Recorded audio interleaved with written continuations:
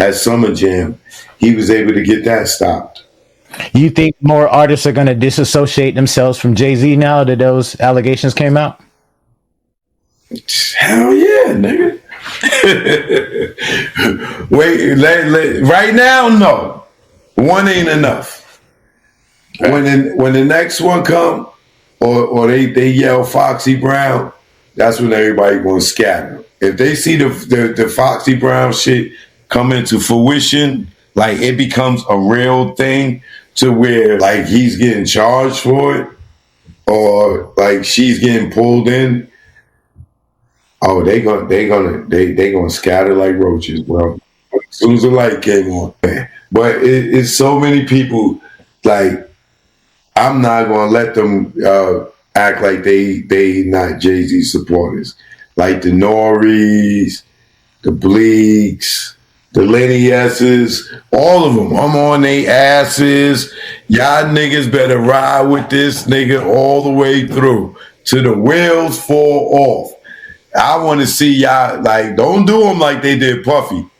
Like, even Jay, everybody did Puffy dirty. That nigga got locked up. That nigga Puffy ain't got no friends, bro. You know what I'm saying?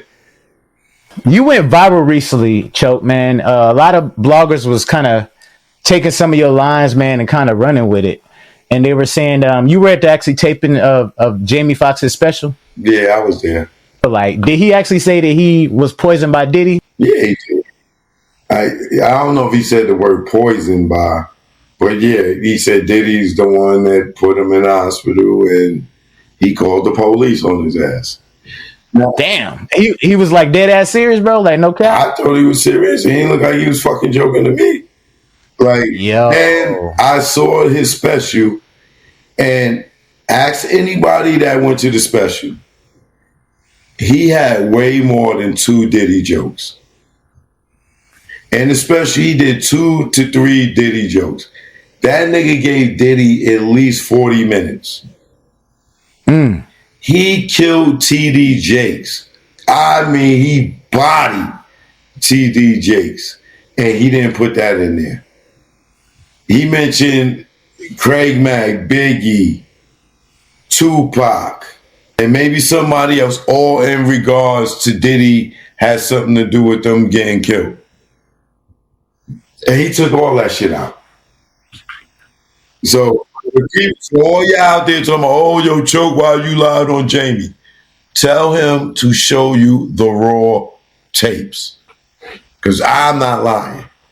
He wore the same clothes 3 nights in a row.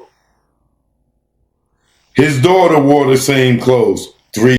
But now things are really heating up. People are questioning not just his name, but his entire legacy and his business, Roc Nation. Why is one of hip-hop's biggest names suddenly in such serious trouble? Get ready, because this story is complicated. In a row. His other daughter wore the same clothes 3 nights in a row. The band wore the same clothes 3 nights in a row. But I didn't. As you can see me right here, right? That's the first night, right? Look at what I got on, right? That's the first night. Man, Choke be having them receipts, y'all. I'm trying to tell you, man. This is the third night, right? There go Jamie here. That's the third night. She still got the same clothes on. Right? Remember he said no more white girls? Do y'all remember this? Y'all don't remember none of this in the show, do y'all? No. So don't tell me I wasn't there. Did y'all remember this in the show? All the white girls, they said no more white girls? Oh, no, you didn't see that either, right? Just like you ain't see him say Diddy is the one responsible. But he did, right? Or was responsible, all right? Look at, did y'all remember seeing all these people on the stage? This is the show. Do you remember seeing any of this in the show you saw on Netflix? No. Why? What does that mean? Because it means it got cut out. Wait for it to be something just about spinning out of control. He said, Fox, no bad day. After what you've gone through, my publicist Allison right there, she just had a baby. They were all there when it went down. So, y'all don't remember? Yeah, you didn't see that part either, huh? Okay. My boy dropping in receipts on y'all asses. Trey Young was there. Now, y'all seen what I had on the first time, right? Now what I got on, a different shirt, right? Different outfit. Okay. So, you know what I'm talking about. Now, Cho, what did he have to say about TD Jakes, man? You remember what he had to say about him? Something about him being a power bottom and all that stuff. Right? Then they had the fake Jamie Foxx. He was there. That's how the show started. Ask anybody that was there. They said, Jamie Foxx. And then this dude came out that everybody was seeing on social media. Here go put two of him and Jamie together. He looks just like his ass. That's crazy. Right? So, who is this? Me and his daughter, right? Yeah. Let me see. See, she on the same clothes 3 days in a row. Because it was a taping. So, what y'all saw was 90 minutes. The show was actually 9 hours. So they took 9 hours and cut it into 90 minutes. So dude was performing for 9 hours on stage? Over 3 days.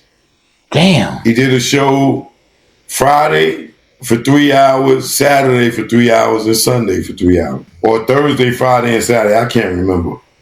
See me and the sexy Miss Carrie, baby. And me and Jamie. Brother Jay. So, yeah, I can say what y'all want.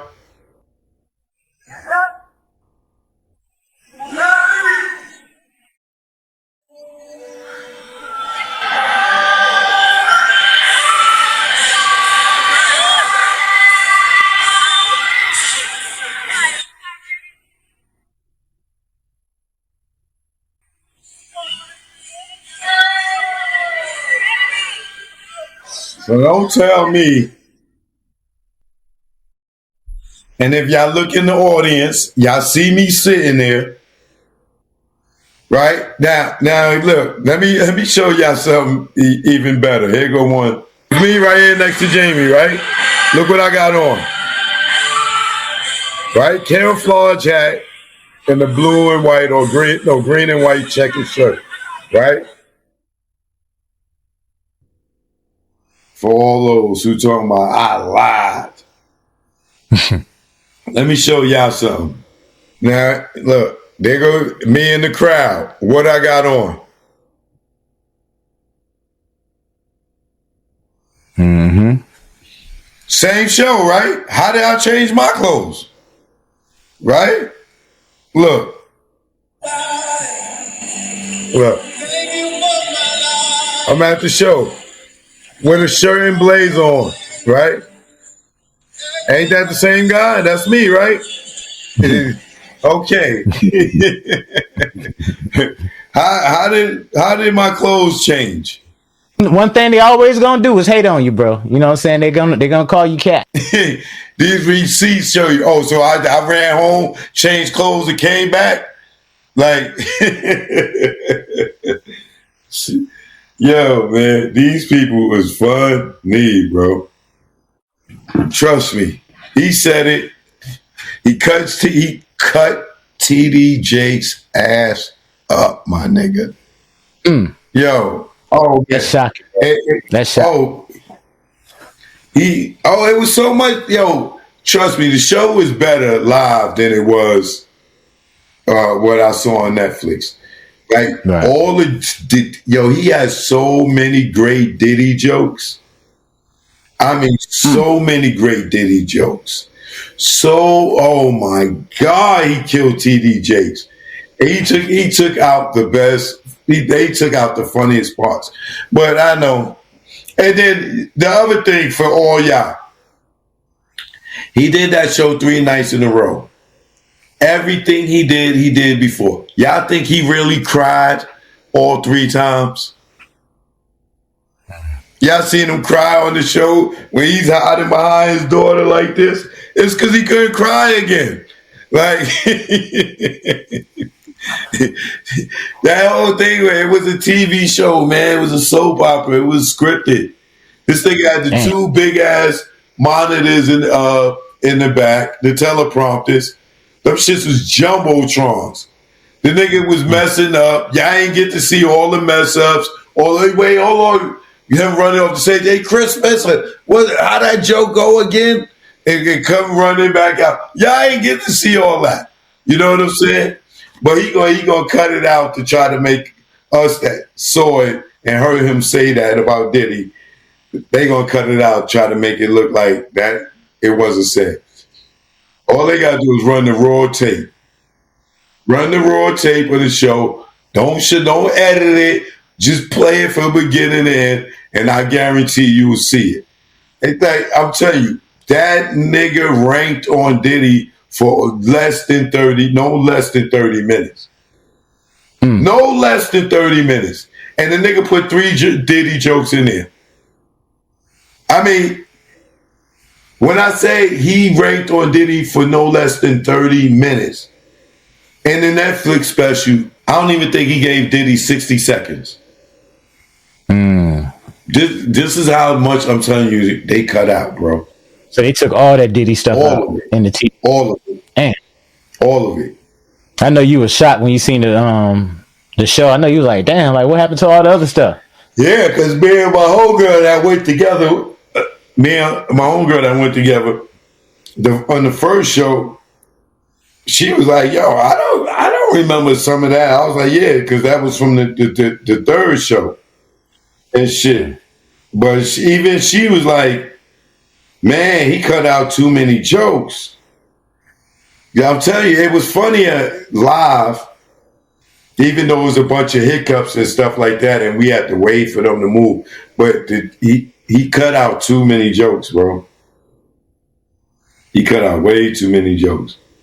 That's crazy, man. That editing be something, bro. Man, he screwed us. He screwed us. But like I said, as y'all can see, look at the first outfit. Look at the first outfit. Okay? That's what you see me in the audience with. And then you see me, goddamn, with Jamie for the third show, with him and his daughter, right? Totally different outfit. Ain't got no reason to lie to y'all. There y'all have it, man. Choke No Joke came through with them damn receipts, man. So, man, it's going to be an interesting year. 2024, we got a few more weeks, man, of that. And then 2025, I already know 2025 is just going to be crazy as hell. So if you're a celeb and you've been living foul, I already know, man, your ass is going to be put on blast. Yeah, and let me tell y'all, stop being quick to defend. Better wait it out. Because all y'all that's going to jump in front of the gun, y'all might get shot. Be easy. It all starts with some serious accusations. A former Roc Nation worker, with the help of Tony Busby, a lawyer known for going after celebrities, has made claims that could shake the entertainment world. The allegations are shocking and disturbing. Jay-Z and Diddy are accused of doing something terrible to a 13-year-old girl at a party after the VMA Awards in 2010. The VMA Awards are one of the biggest events in entertainment, so these claims are huge. Right, Sharonda, if this allegation is true for a 13-year-old, what type of trauma are we talking about?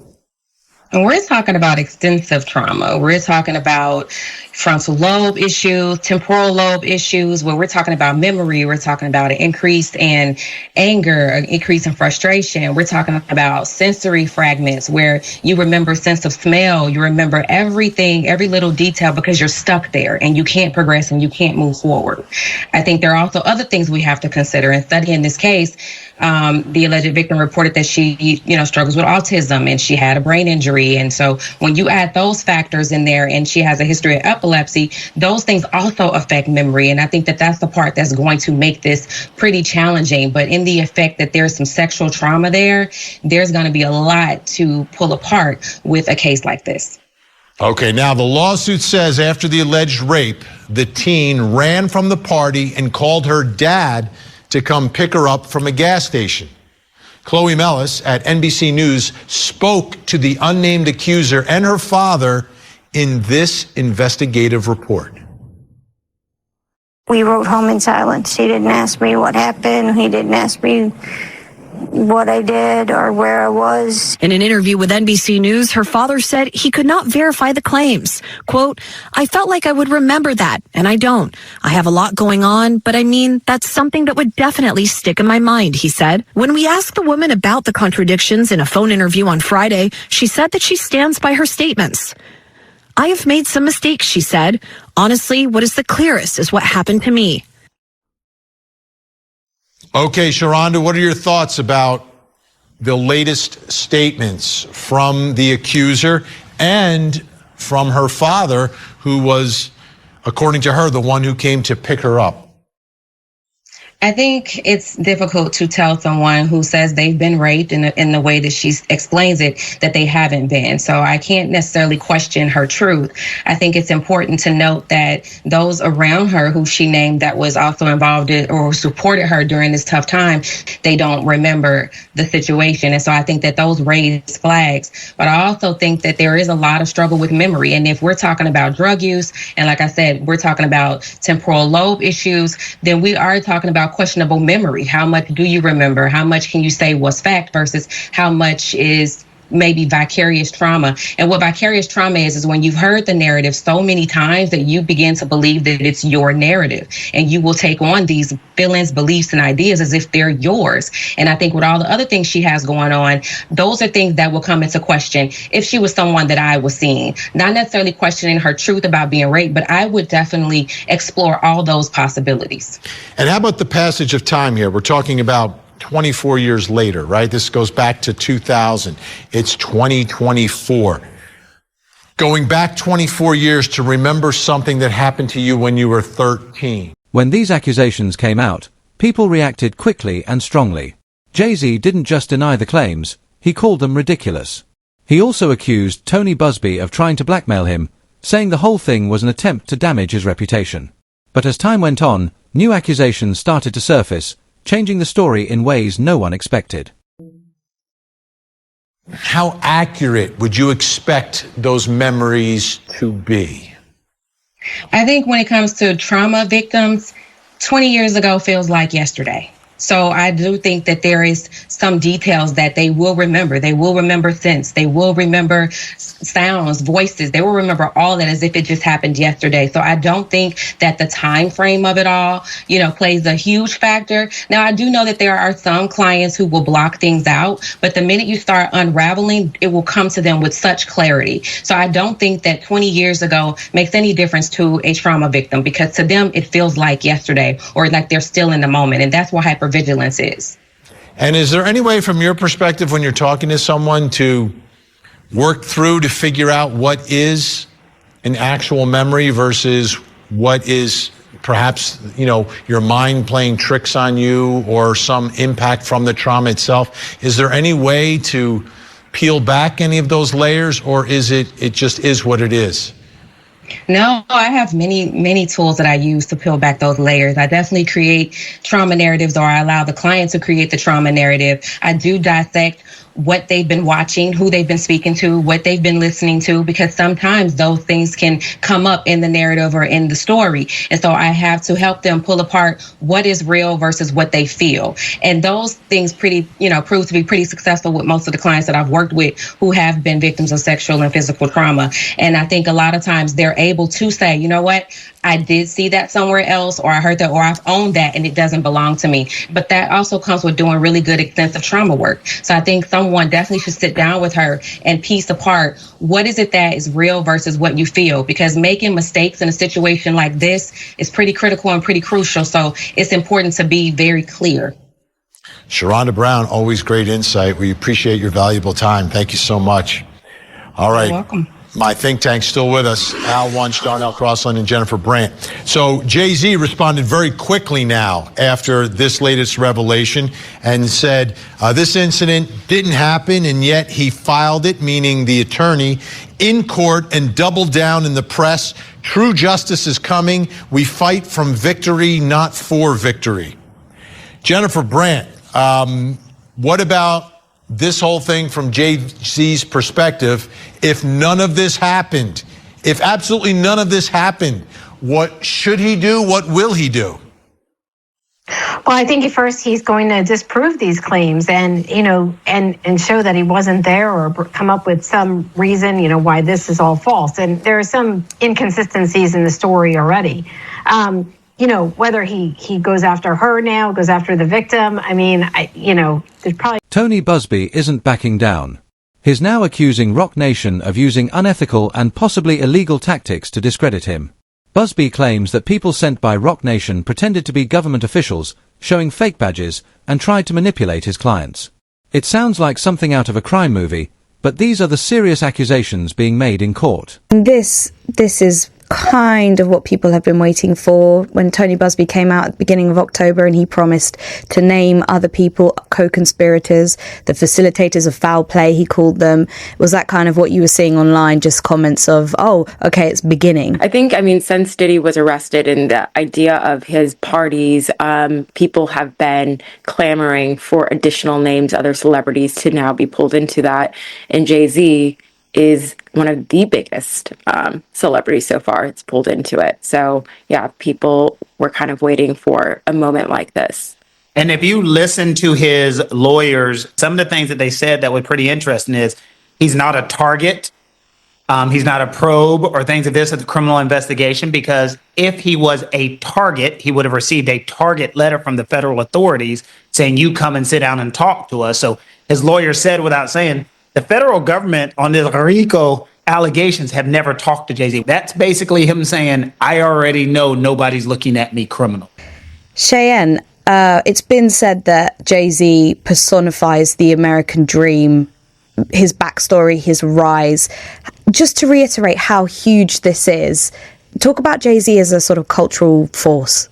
I think when you think of hip-hop, rap, and music, it's Jay-Z that's been kind of there since, the 90s. Him and Diddy are the same age. They came up. And if you look at Jay-Z's influence today, the NFL, Roc Nation, he kind of touches every era of a mogul. He is a mogul in his own right. He's a billionaire. His wife, Beyonce, and him are a power couple. Their children are kind of, they're Nepo babies, but they're really well respected and admired within the industry across the world.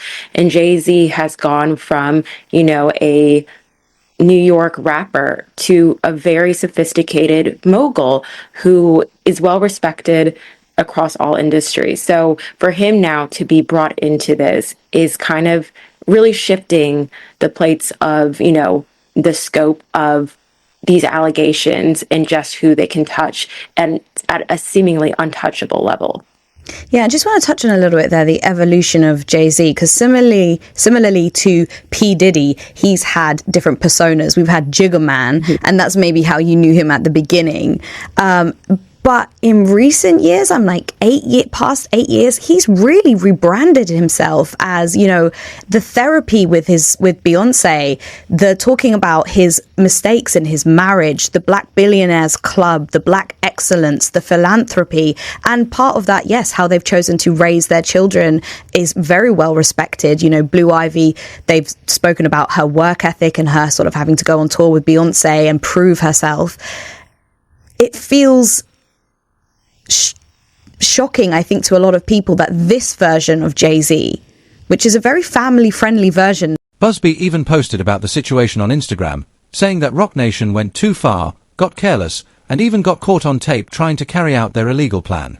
He says he has proof to back up his claims.